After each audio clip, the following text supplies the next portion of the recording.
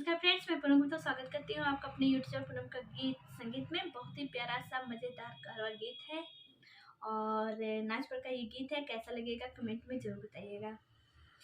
छिली छिली बेच तरकारी हमार कोयरनिया बेचारी, छिली छिली बेच तरकारी हमार कोयरनिया बेचारी।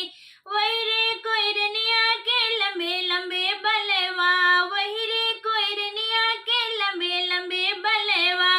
चोटिया गुछे लमस्तानी हमार कोयरनिया बेचारी, चोटिया गुछे लमस्तानी हमार कोयरनिया बेचारी।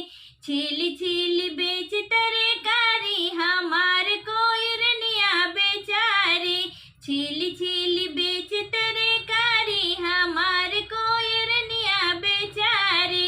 वही रे कोयरनिया के लंबी लंबी अखियाँ, वही रे कोयरनिया के लंबी लंबी अखियाँ। सुरमा लगावे मस्तानी हमार कोयरनिया बेचारी, सुरमा लगावे मस्तानी हमार कोयरनिया बेचारी। छिली छिली बेच तरकारी हमार कोयरनिया बेचारी, छिली छिली बेच तरकारी हमार कोयरनिया बेचारी। वही रे कोयरनिया के पतरी कामरिया, वही रे कोयरनिया के पतरी कामरिया। ठुमका लगा